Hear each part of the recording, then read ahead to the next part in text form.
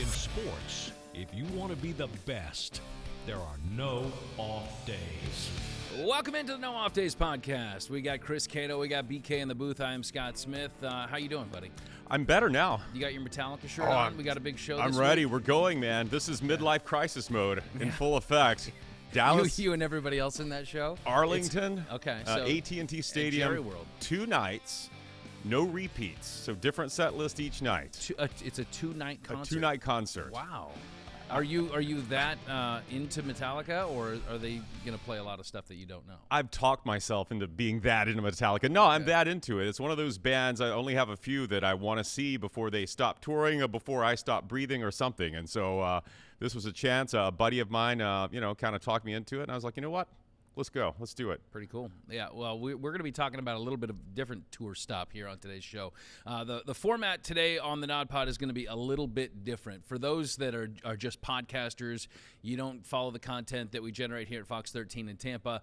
Last week, we kind of hit the road and we did a college caravan tour. This was something that we had done prior to COVID. We had to pause it for a couple of years. But we're essentially bouncing around the state of Florida, and we're catching up with the major college football programs, giving just a little bit of a taste, a preview of the season ahead for each one of these teams.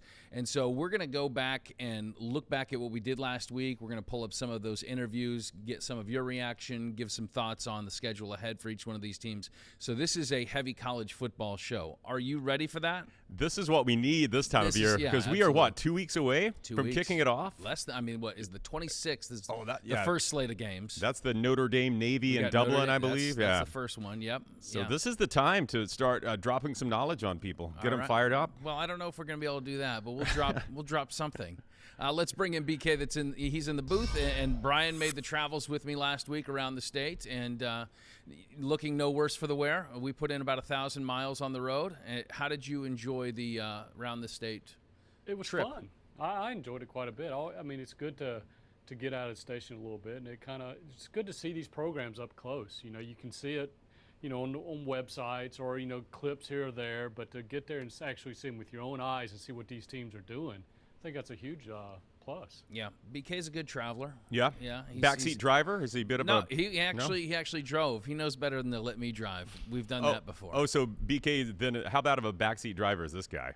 He's not bad at all. He's not too bad. I think it was.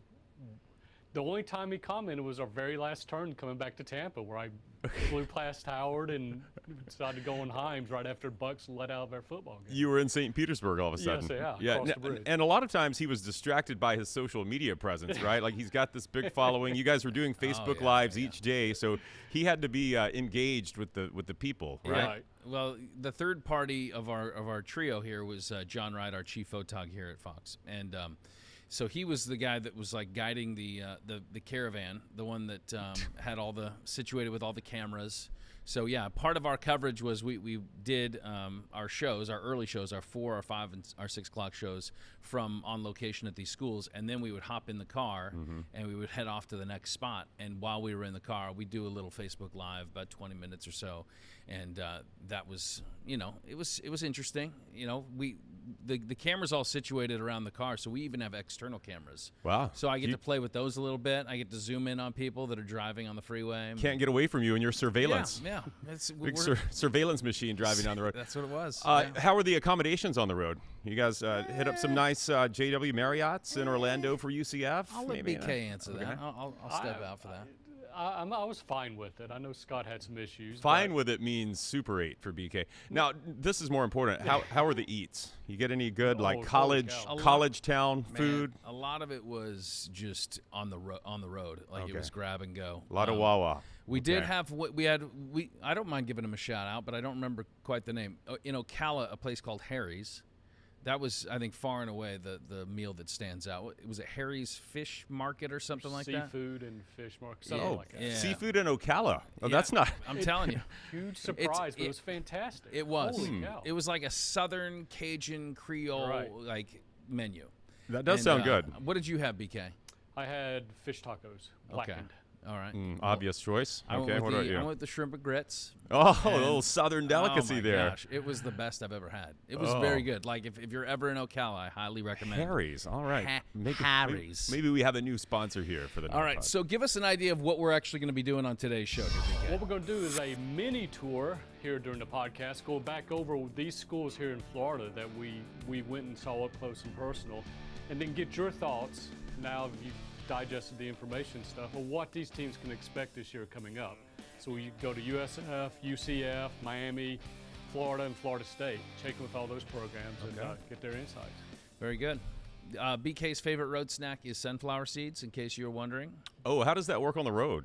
He You just have spits them all over the floor of the you have car. Yeah. Empty Gatorade bottle. Yeah, the car was a mess afterward. Who had to clean that up? Yeah. What about you? You're like gummy bears or something, right? I did. Yeah. I didn't do Twizzlers. I didn't do a lot of candy. Didn't do a lot of snacking on the road. That's unfortunate. Yeah, I did a lot of caffeine though. Energy drinks. I love me some energy drinks. So yeah, it was good times. All right, let's relive it a little bit, but save on some of that gas mileage. What do you say? All right, thanks, BK. We'll catch up with you. Oh wait, at the very end of the show, we forgot. He's Brian. You still there? Yeah. Okay. A little tease for the end. Sorry. For the end of the show, I mean, we'll get away from just the Florida schools, and I'll get your thoughts on the just the college football world in general. Get you to get some predictions, maybe some bold statements. Well, the the media poll came out yesterday, Right. so I Yes. think we're going to have to react to that. So we'll do that. Okay, very good. Now I can usher you out. Thank you.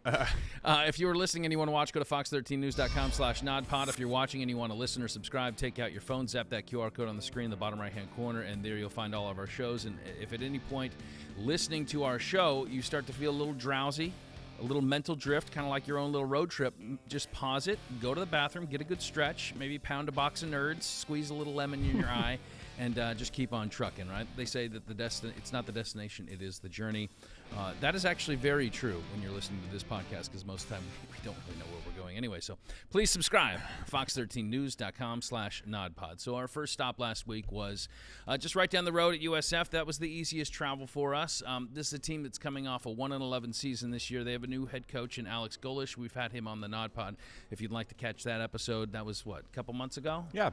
Yeah. So he's an engaging guy, young, and he, of course, was the kind of linked to Tennessee and what they did last year and making that run. He was their OC, and so a lot of people are like, okay, let's bring that offense here. Obviously, the talent's going to be a little bit different, but I think that there's a lot of hope. And, when it comes to the things that they're having to replace, they had some guys that transferred out. They're replacing 7 starters on offense. They did bring in some guys. Naquan Wright, running back, was at Florida last year. He's in. I think they have a lot of hope for him being part of their a significant part of their running back room. Jaden Alexis is another guy that the coaches were talking about. He's a wide receiver from Texas. Another transfer, Michael Brown-Stevens, a transfer from Minnesota. The guy that probably was most intriguing that I watched during practice was a gentleman, a Florida transfer, Lakeland High School product, actually, Lloyd Summerall.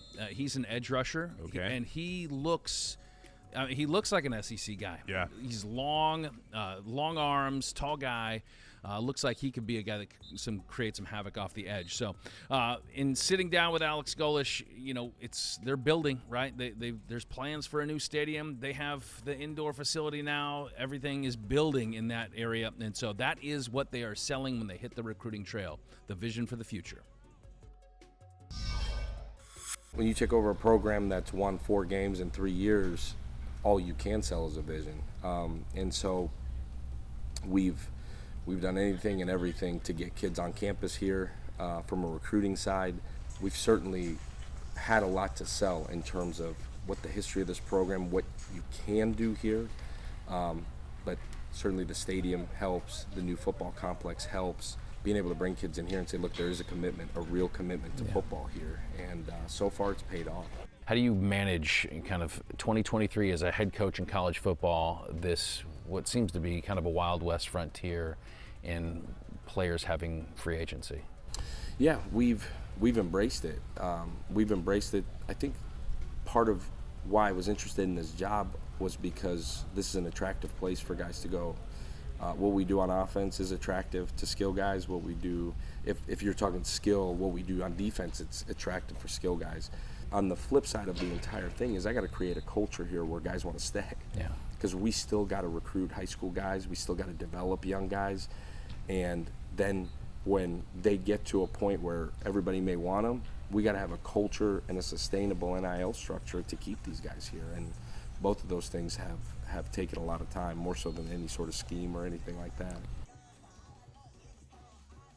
And Chris, I think what he was mentioning there is exactly why they hired him, is that he really gets it. He knows how the new college game works, and he's going to operate within that system. And I think you could already tell. I mean, I think they brought in like 24 transfer portal guys. So they're trying to bring in new talent, bring in a hope for the future, and I think that you're starting to see some of the seeds being planted there. And I think that what that looks like this season, that's the tough part, is how quickly can you turn a team that hadn't won an American Conference game last year and have them be competitive in that league now. Well, and I think that's the good news for Alex Golesh, right, is when your team won one game last season, you don't have to do a lot to exceed expectations and to improve. Anything's an improvement. So when I look at this, easier schedule, exciting offense, what should be an exciting offense, this is the Josh Heupel offense he's bringing over, and an energetic coach that should reinvigorate the program. How far can that get you? It can only get you so far. But and we talked about this a couple of months ago. It's Gary Bohannon. Can he be consistent at quarterback? He was starting to roll some last year until he got injured. Stay healthy, yeah. Yeah. You mentioned the wide receiver transfers they brought in. Those guys are going to get fed in this Alex Golesh offense. So offensive line has to be better. Not so worried about the offense. The problem last year, the biggest problem was the defense. They were one of the worst in college football. Couldn't tackle, couldn't cover, couldn't stop the run. So I'm glad you mentioned, who was the defensive tackle? Lloyd Summerall. That's what they need. They need somebody that can get after the quarterback. They got Todd Orlando in as defensive coordinator. Yeah. He comes from Florida Atlantic. Their defense wasn't very good last season either. Here's what I've kind of gleaned from that situation. They're going to run. It probably won't look too dissimilar. I mean, scheme-wise, it's probably different, but kind of the emphasis on bringing pressure might be similar to what the Bucs do under Todd Bowles. Okay. Like, this might be a feast or famine defense, something that will pair well with their offense, which is a big strike, vertical strike. Like, this defense is not necessarily going to lock you down for 4 quarters. They're going to give up some big plays, but I think that what they want to do is kind of butter their bread on turnovers and forcing the issue a little bit, and they know they might give up some deep shots. And if they can, pair those up a couple of times and they find some playmakers that can create some pressure on the quarterback and force some bad throws, I think that's where you start to turn this defense, because you're right. I mean, they were maybe the worst defense in major college football last year. Yeah. So let's take a look at their schedule and kind of jot out what we think they could do this year. I think, obviously, real cupcake game there on the September the 16th when Alabama comes rolling into town. But, I mean, Western Kentucky, I think, is going to be that'll be a challenge on the road. Well, that's a tough one. Yeah. But if you can come away with a 2-0 start, and then you come back home to Alabama, now you have like a fan base that is fired up for the season ahead. So Western Kentucky back home against FAMU. Then Bama is September 16th. You already have your tickets for that, by the way? I have 5. Would you like one? Nice. Yes, please. You got Rice at home, so you got a stretch of 3 straight home games. You visit Navy at UAB, and that's a new program under Trent Dilfer.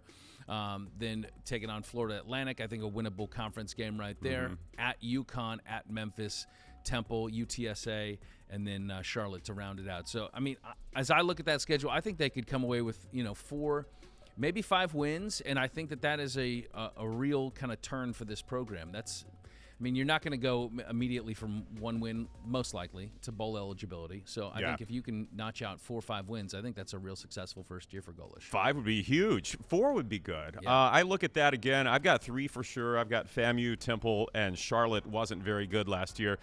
Western Kentucky's a good squad. That's a tough one to open up with on the road. Maybe they get Florida Atlantic or Rice. I see 4. And again, that's improvement, and they're headed in the right direction. All right. Our second stop here on this college Caravan recap is UCF, no longer in the American Conference. This is a team that finished 9-5 last year. You are looking at offensive coordinator Darren Hinshaw, who's actually taking over play calling duties this year for Gus Malzahn. Hinshaw is, he takes over an offense that was really, they were exceptional in the run game last year. I think they top 10, 228 yards on the ground per game. They have a quarterback that they really like in John Rice Plumlee. Can he stay healthy enough throughout he had some shoulder issues last year that slowed him down, but he is a great dual threat quarterback. I think the emphasis during camp has been, hey, let's just take that next step in Plumlee's development and go from a guy that gets itchy feet kind of in the pocket that wants to run and use that athleticism, stay in the pocket, and be a little bit more of a downfield passer. His confidence in the offense and playing quarterback. He's not looking to run around and go take on the whole defense and go fight them to the death. He's not doing that anymore. He's playing quarterback. And it's fun. It's exciting. He's making great decisions, quick decisions. He's got his eyes on his progressions. He's understanding what where everybody's supposed to be. He's trusting the receivers. He's trusting the offense where he's not worried about where they're going to be or what's going to happen, and he's looking at defenses, and he's reading defenses quicker, and he's getting the ball where it needs to be. Yeah, I mean, I think that there's a lot of encouraging signs there. I look at Plumlee as a guy that probably immediately becomes one of the top 3 quarterbacks in the Big 12. Agreed. I think his athleticism is sky high, and this Knights team, for as much of a transition as that's going to be from American Conference to Big 12 play, man, I think they're going to stay competitive. I mean, I don't know if they keep their run of 9 straight wins going as they go into a Power 5 school, but I think this team has a chance to pull off some upsets along the way, and maybe they sniff a 7 or 8 win season in year number 1, which I think would be a huge success. I mean, Gus Malzahn obviously coached for over a decade in the SEC, so he knows what these guys are going to have to bring. Not just physically, but kind of a mental onslaught week after week when you're taking on teams that are Power 5. It's not just a one-off here or there. You got 1 or 2 on the schedule a season. It's every week they're coming after you. Well, that's when depth is the key, right? Yep. And that's the biggest difference we see when these, if we can still call them group of 5 teams, play a Power 5 team is, you can get the big boys if it's a one-off, but could you grind through a schedule? But I actually think that UCF is set up to do this. You look at their defensive line, on their 2 deep, they get 7 of 8 guys back. Mm-hmm. Their secondary should be really good. And we know in the Big 12, it's about offense, right? So I feel like teams in the Big 12 that can play some defense, we've seen Baylor do it, we've seen Iowa State do it, that's a tougher out. So I think that UCF is going to come into this and cause some problems for people and be competitive right off the bat their first year in the Big 12. Yeah, their big edge rusher, Tremon Morris-Brash, he had a bunch of sacks last year, and I think he's going to be a game wrecker as well. So look at the UCF Knights schedule. They open the season at home on August 31st against Kent State, and that looks like a win to me. At Boise State on the Smurf turf. Hey, crazy things happen in Boise. I'm going to say that's a W, though, as well. Villanova at home on the 16th. So can you start the season 3-0 and then pay a visit to Manhattan, Kansas to take on Kansas State? That will be a tough game. Mm-hmm. Back home against Baylor. Honestly, their schedule is not that difficult. I think you mentioned that just a moment ago. But, I mean, Oklahoma, they don't get Texas or TCU, so right? Oklahoma, I think, is going to be – I mean, they're good. I think they're going to be in the mix. I think they're. But that's after a bye week, so that sets up nicely. Yeah. So I mean, I think that schedule is a little bit better for first year into the Big 12. So I see this team as maybe 6-7 wins. I mean, I think UCF and to me that's pretty successful. You're more bullish. I'm a buyer. Vegas has the win total at 7. I'm gonna go 8. I think they have the talent right now to get that done with that schedule. Yeah. Yeah, I think it'll be a good year for first year of the Knights in the Big 12. Plumlee's got to stay healthy, right, exactly. For sure, but that run game is promising. I think they want to strike a little bit more of a balance, too. So vertical strikes, I think, is an emphasis during camp. All right, let's head down south, jump into ACC play. Miami, coming off a 5-7 season. Mario Cristobal entering year number 2 of the Canes. And, of course, he is a class recruiter. He has already kind of notched a what they're thinking is going to be a top 10 class for 24, but he did that last year. I think number 7 recruiting class last year. They brought in some transfers as well. You know, I looked at this team and I just saw a lot of playmakers, and you know that's not uncommon for the Canes. I think that they obviously can recruit down there. It's developing these guys, but I think Mario Cristobal is exactly the right guy. They have a new OC, Shannon Dawson, comes over from Houston, kind of runs a variation of the air raid attack, which is very QB friendly for quarterback Tyler Van Dyke, who I think is a good quarterback. They have a new defensive coordinator, Lance Guidry, coming over from Marshall. I like their wide receivers. Colby Young kind of leads that group, but you got Xavier Restrepo. Jacoby George is a guy that coaches are talking about here. Their safety tandem, okay, let me tell their safety tandem, Cameron Kitchens, James Williams. Yes. Okay. I had heard about him, but seeing him in person, he is 6'5". He looks like a legitimate SEC edge He rusher. was an Alabama commit and flipped Yeah. to Miami. So yeah. you know him quite well. Yeah. But I think the back end of their defense is good. They got some playmakers up front, Leonard Taylor on the defensive line. So, man, I think this is going to be a promising year for the Canes. So we had an opportunity to sit down with Mario Cristobal and talked about running this new offense and what it might look like under Shannon Dawson. The system that he runs it's tailor-made for our quarterbacks. Okay, they're all very decisive. They're smart. They get the ball out quick. They're very accurate, and they can use their feet, you know, at different levels and different degrees. So, all in all, you have guys that they've had 15 spring practices. They ran their play-led practices throughout the summer, about 16, 18 of those, and now we're practice number 6, 7. You lose count during camp, but you see guys legitimately starting to take ownership of the offense and running it, and then making the adjustments, sometimes on the run, sometimes post-snap, that are required of the quarterback in this system. So a lot of autonomy, but within the system. You come here last year, hometown guy, returns. I mean, your heart is here, right? And I think a lot of people have kind of this idea that you're going to be able to snap your fingers and have that turn. I mean, first year at Oregon, you had 9 wins. So why not first year here? What would it mean to you to be able to kind of restore the glory to this program? Well, there's nothing that's going to stop it. I mean, that's the bottom line. And, you always, no matter what, stay real, right? There's change in college football programs because a place has done really well or a place has not done really well. And we left a place because we had done really well, and we came to a place that had not been doing so well. So it's a different starting point. And the starting point that we had last year, you don't complain about it. You just go to work with it, and you go all out, and you just keep going. And no matter what, development will come. Talent acquisition will come. Belief and trust will come, but you don't stop working. You don't give in, and you got to keep bringing in people at all levels, first floor, second floor, third floor, that understand that concept and are resilient enough to do it on a daily basis. If they are not, there is no room for them in the program. It doesn't work that way, and that's FIU, that's Rutgers, that's one of Oregon, any place that we've been to. It's been the same. This one, at some point in time, there's nothing that's going to stop it. So at some point in time, all the things will be lined up where Miami looks like Miami again. Did you catch that? Nothing's going to stop it. Very confident, Yeah. And I think he certainly believes that change is going to happen soon. I think the biggest change for this team going into next year, I think their defense is going to be a lot better. They got playmakers on that defensive side of the ball. They were 10th in defensive scoring last year. I think that's going to see a big jump. So as we take a look at their schedule, Chris, what are your thoughts on the Canes?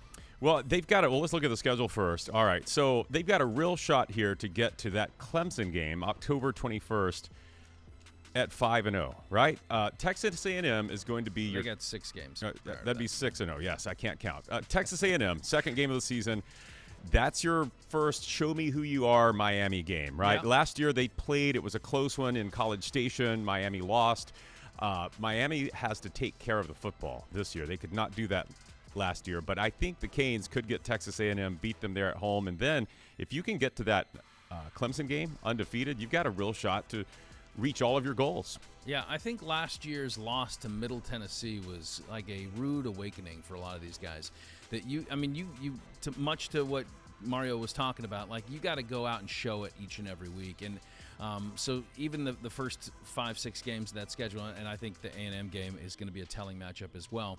I don't think they can afford to look past anybody. So I look at this team as a 9-win team. I think that they're going to have a successful run in year 2, and I think they finish ranked in the top 25. I think that this team is going to start to turn the corner, and I think next year is really going to be the year where there's going to be some buzz about them. What do you think? Well, you said this a couple of weeks ago when we were breaking down the NFL, one of the NFL teams. You said you believe in the trajectory. You trust the trajectory of a good young coach. And that's how I feel about Mario Cristobal.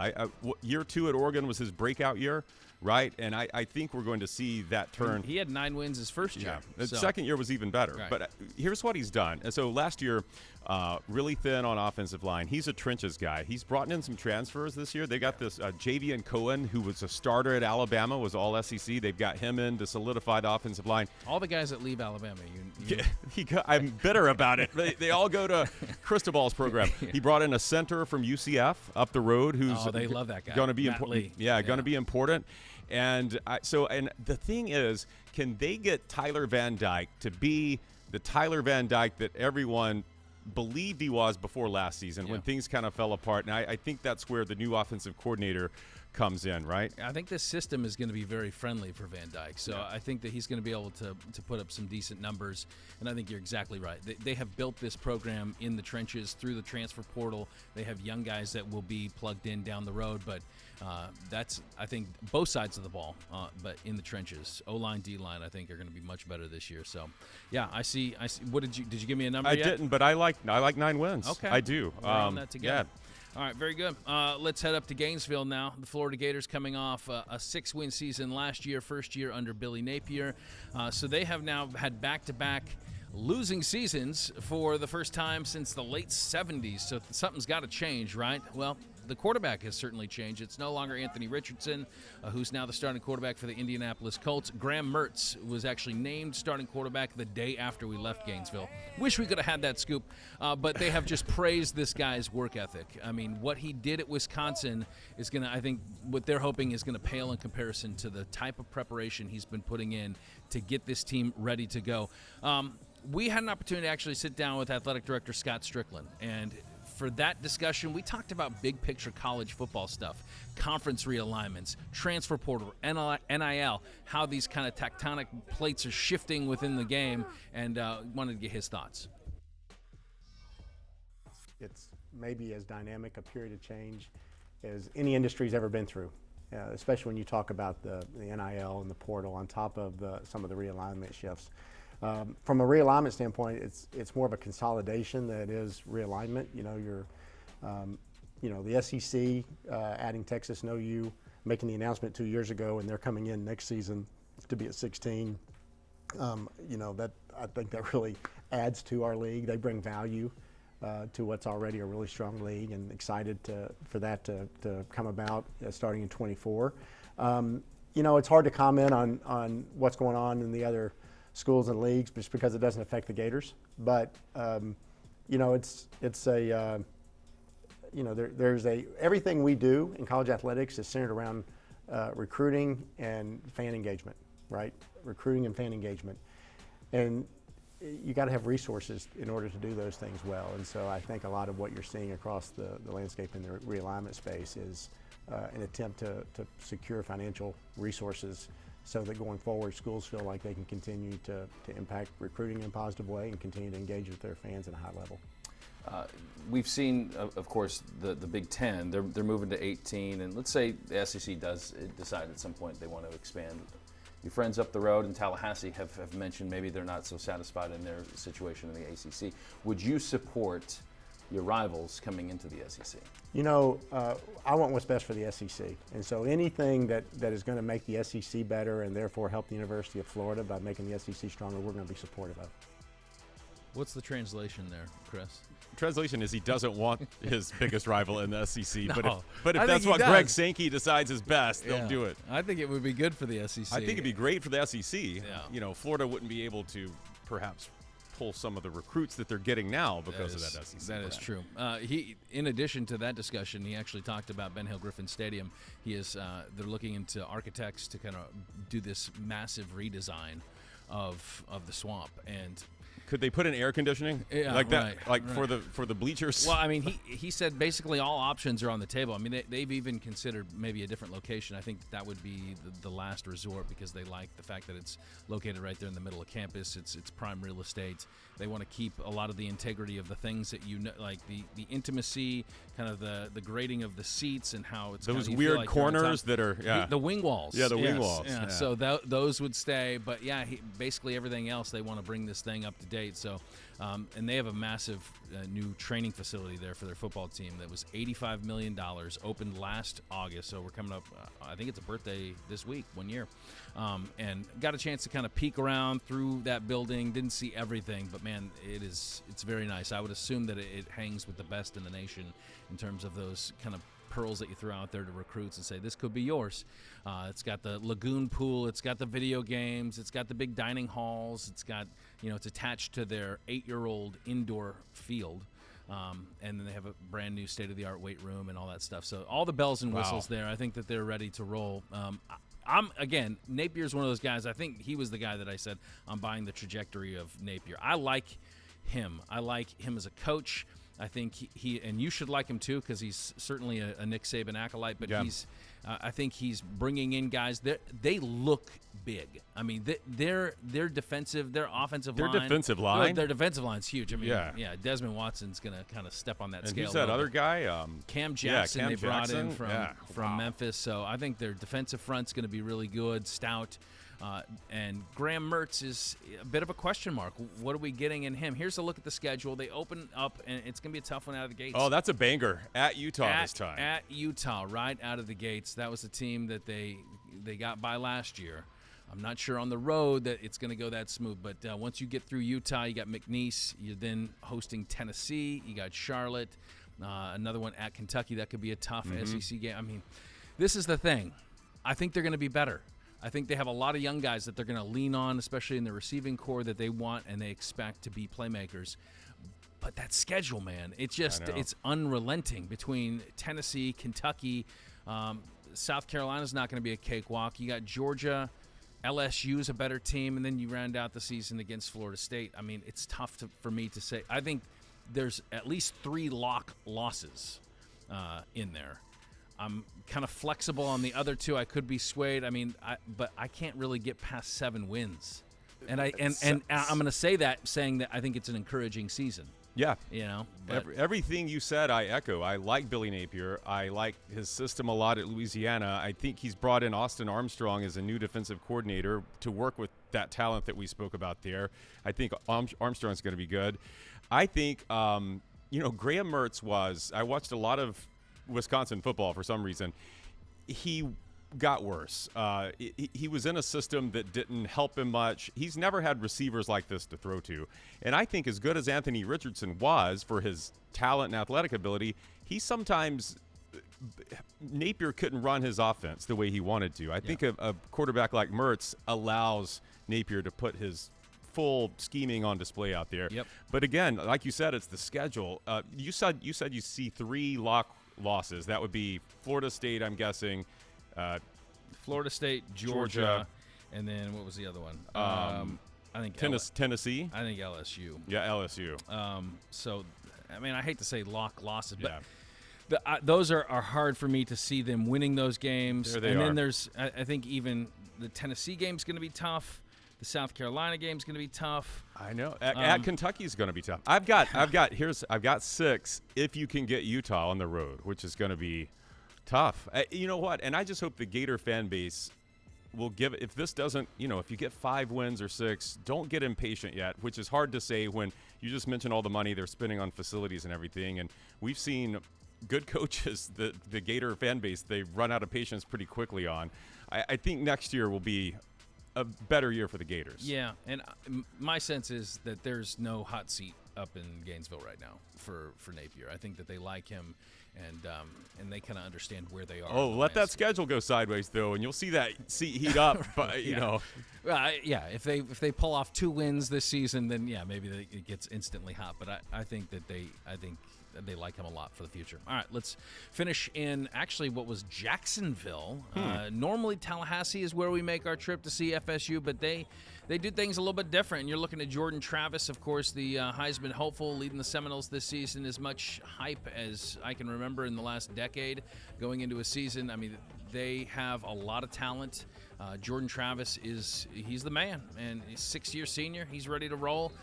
Turned down the opportunity to put his name into the NFL draft. He, along with Jared Verse on the defensive line. I mean, there was a handful of guys. Johnny Wilson, their wide receiver. Fabian Levitt, defensive lineman. I mean, they have players that could be in the NFL camp right now, and instead they want to come back and win this thing and get this thing rolling in the right direction. So we had an opportunity to sit down with Mike Norvell and talk quarterback. Like, what has he seen? You know, as good as Jordan Travis has been last year, how much better can he still be?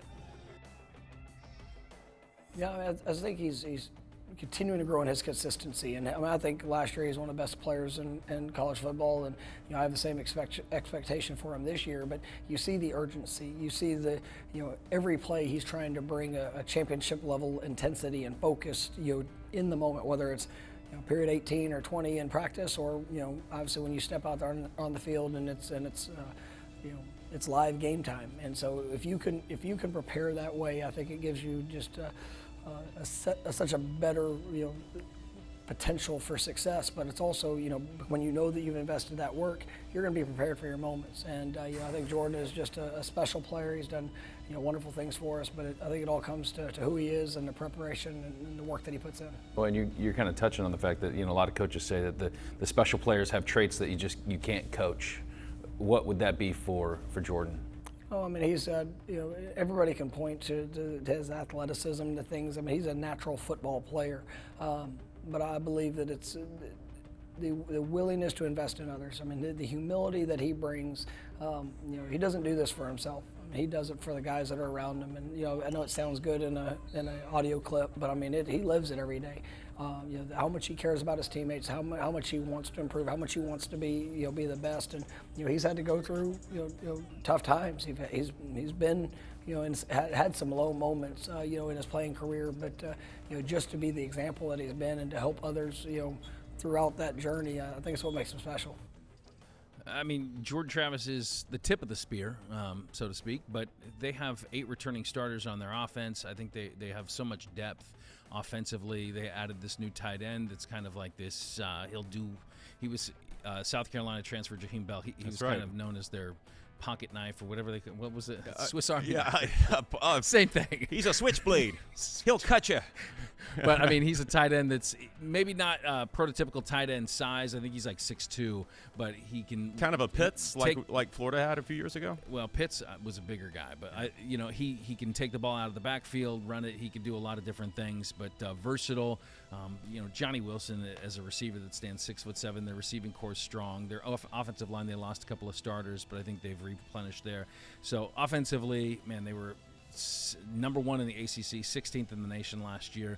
I think they can continue to make incremental steps better to be even better offensively.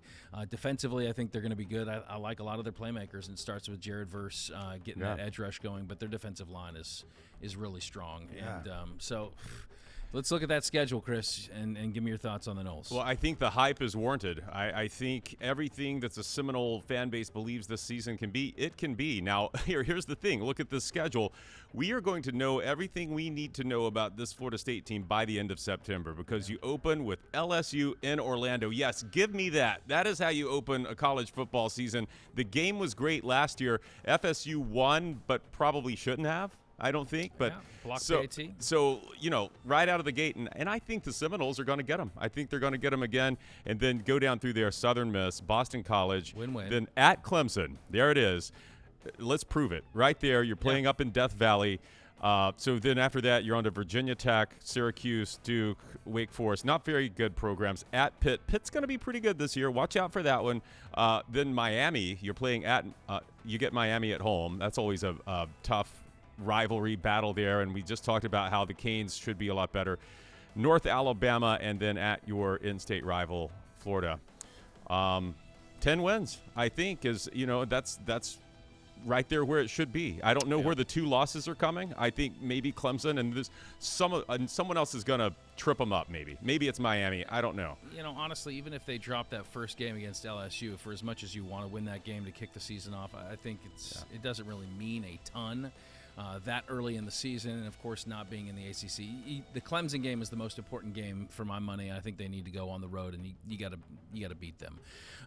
But man, I see 10 is what they got last year, right? Right. So, I mean, at least 10. I think 10, maybe 11 wins. I think counting a bowl win too, definitely 11. Yeah. If we throw that in there. Knowles, they're going to be a good team, and they kind of lead the state in terms of like preseason hype and promise, and rightfully so. Let's bring BK back in. So, Brian, did you feel like we relived all of last week within the span of 20 minutes? Did you sleep during that segment? That was some knowledge right there. I'm always impressed of all the little nuggets you guys pull out. Man, that was very good. Hey, show us the AP poll, AP top and let's 10. talk It's through always it a my little favorite poll of the year, the preseason poll. Because it's the most meaningless? That's Chris's least favorite. Even though Bama's always up there. Always. But I just did the top 10. Okay. And, of course, Georgia's up there. Then you got Michigan, Ohio State, Alabama, LSU. Florida State comes in at 8. First time they ranked in the top 10 in 6 years, I believe. Then you got Clemson and Washington. The thing about these preseason polls, and Cato, he's dead on with it, is that last year's preseason top 10, 3 of the teams ranked were not ranked at the end of the season. Obviously. I mean, but here's the thing. And Chris and I have debated this before, but and let's do it again.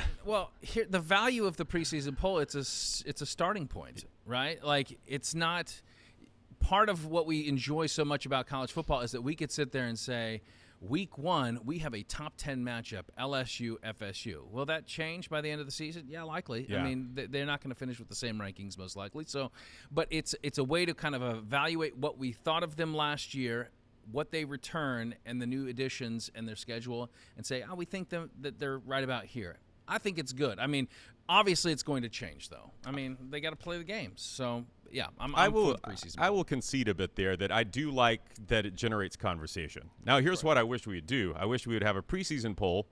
That's it. No following poll until first week of October. Then you know what you're working with.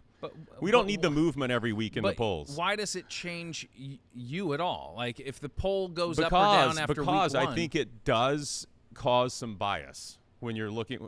I think the College Football Playoff Committee looks at these things, and here's the chatter through the season. And I think until you get to the first week of October, you don't have a big enough sample size to really rank anyone. Well, I agree. You're not getting the full picture, but I think, I don't have a problem with the way they do it. I think every week is fine. And they essentially do that for the college football playoff anyway. They wait until later into the season where that's the one that really matters anyway. Right. It does. So, all right. So you have you wanted to pose some questions to us, BK. Right. Big picture, right? BK's burning big picture questions. BB, bring the graphic in. BBQ. Yeah. Of these top 10 preseason teams, and just like I said, 3 unranked. Sorry, you dipped out a little bit. Could you repeat? Read it again. Just of the top 10 teams here in this preseason, and the 3 of them from last year did not end up being ranked. Which one in this current top 10 do you think has that best chance of being unranked at the end of the year? Okay. So can you flash that top 10 again? Yeah. Pop it back up there, Sean. This would be like the Texas A&M of last season that started out 6 and then flamed out. All right. Would you like me to take the floor first? Yeah. This isn't. I don't think this is going to happen, but if I have to pick one of these, Clemson. And here's why.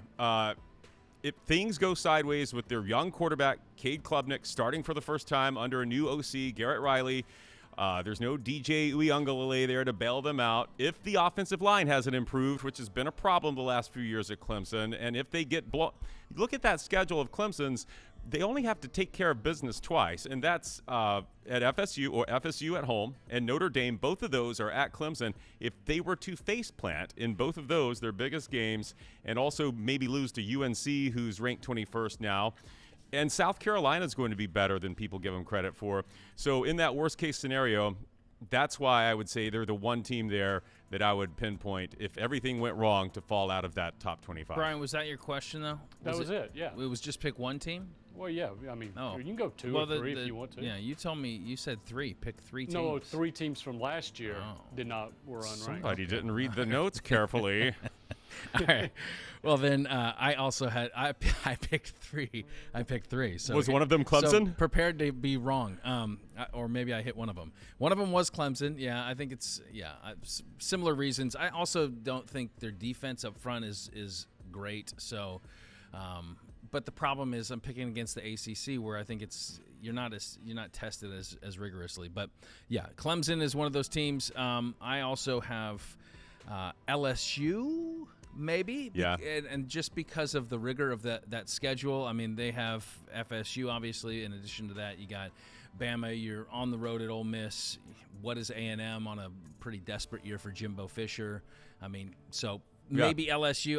I think they're talented. I like Daniels at quarterback, but I think that they may take a step back. And then my surprise that would not be in the top 10 was Ohio State.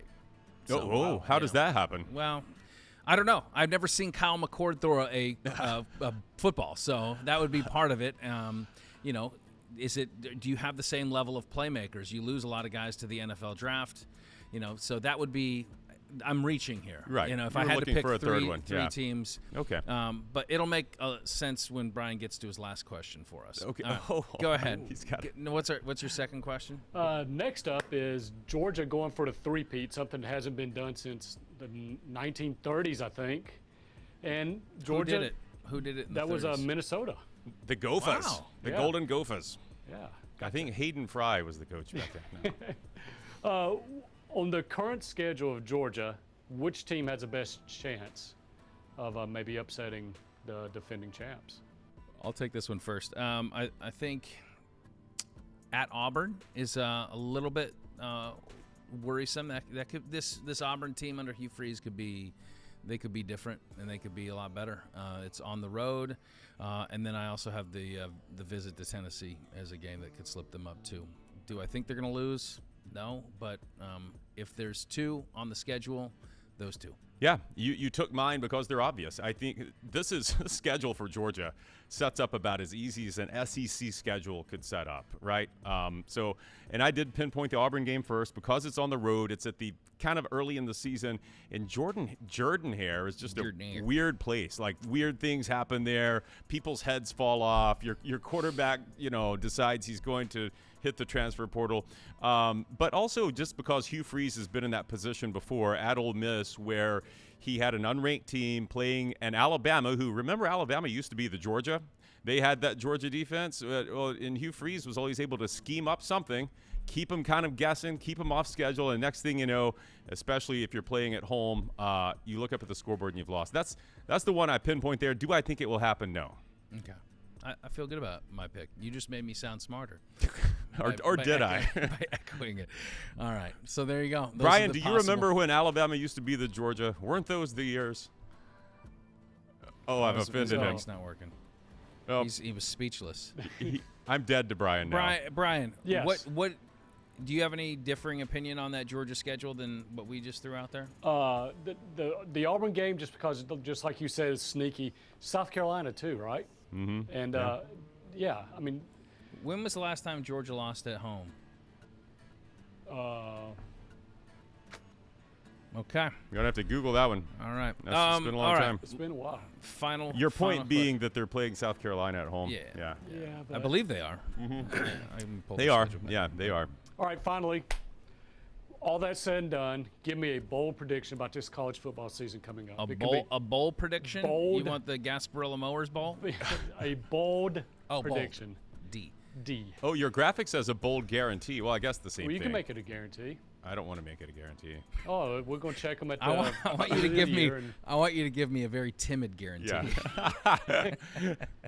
This is I've got an inkling. Yeah. All right, so the bolder the better. Okay, I'll go with this one first. Don't steal mine. Stetson Bennett is retiring from the NFL, transferring back to Georgia for an 8th COVID season, and leading the Bulldogs. No, this is my bold prediction. I think it's possible, but no, I don't think it's happened. But if I've got to make a bold prediction, Oregon State wins the Pac-12. Wow. and saves the Pac-12. Wait, in what way? Because after the Beavers have this magical season, They create a dam that Knock prevents off- people from leaving? the Beavers do, yeah. Knock off USC in what people thought was the final Pac-12 championship game. The Mountain West sees the Beavers make the playoff too, by the way. That's huge. Yeah, Yeah. you left that. Yeah, I left that out. I believe in Jonathan Smith, and I believe in the squad. Anyway, so this happens, and the Mountain West says, you know what? We're going to take these 4 cast-offs from the Pac-12, including Oregon State. We're going to merge with those remaining, and we're going to use the Pac-12 branding, which is obviously has more recognition than the Mountain West, and we're going to keep the Pac-12 alive. And the attractive part of that being next year, when the college playoff is expanded, you still got that automatic bid for a highest-ranked conference champion. Wait, but all the teams still leave. No, the teams that are leaving leave, but the 4 don't, and it becomes kind of the Mountain West absorbing those 4, keeping it under the Pac-12 banner. The Beavers saved the day. All right, dogs and cats living together. All right, I like it. It's a beautiful end. Yeah. As a Pac-12 guy, I'd love to see that happen, even though I'm switching allegiances to the Big Ten. All right, so my bold prediction is for the first time in college football playoff history, there will not be a Big Ten team in the 4 playoff. Oh. So I don't have, though I think they're both talented. I like Michigan better than I like Ohio State, but I'm going to say because I think they beat up on each other, I think that they have at least 2 losses and will not get in. And I have Texas getting into the playoff with Arch Manning at quarterback. No, really? Arch Manning. Yeah, I think it's some. Quinn Ewers goes down. Well, I think he gets injured at some point, and I think Arch comes in to save the day, leads this team, and I wouldn't be surprised if there's a matchup in that playoff. I already kind of played the whole season out in my head with Alabama at some point. That's the That might be beauty the semifinal about this time of the year is we can play these things out in our head. And I like your scenario for no Big Ten team in the playoff because that does open the door for my Beavers to get in. Well, I do like the Pac-12, but Beavers aren't in my top 3. So, I mean, I think Washington's going to be a legitimately they're going to be good good. team. USC's going to be if USC, they can play defense. Yeah, if Caleb Williams stays healthy, I think that they're going to be awesome. And well, don't sleep on the Ducks. What, are we out of time, or does Brian have a bold prediction? Oh, give us one, BK. Mine will be that the Jimbo Fisher-Bobby Petrino marriage will just flame out by midseason. Okay. I think that's Big actually time. very likely. Big time. Can't wait to see how that's going to work. Will we see like an on-field type of I don't know if it'll blow-up? be on field or if it'll be another motorcycle accident. I knew it. Yeah. Set him up for that one, didn't you? Yeah. That was fun. I love talking about this stuff. We could do it all day. Good job, guys. But we don't have all day. We are out of time. Thank you so much, BK. Thank you for everybody that made this show possible, including all the coaches and Scott Strickland up at Florida that we got the chance to talk to and that welcomed us into their facilities and let us kind of sit in on practice. It's always fun. College Caravans, it's a lot of work. It's a lot of on the go, but I feel like for us, it's kind of like just jumping into the deep end. Yeah, that was real cool of you to leave me at home. Well, we invited you, but you said, I have to take my kid to school for his first day of school. You know, just kidding. That was actually more important. And I'm going to be making up for that all football season for missing out on my own kid's first day of school, but they know I love them. That's right. And I love you at home. Thank you for watching. Until the next time we are on, there are no off days. You're just full of love, aren't you? Big old lovable teddy bear.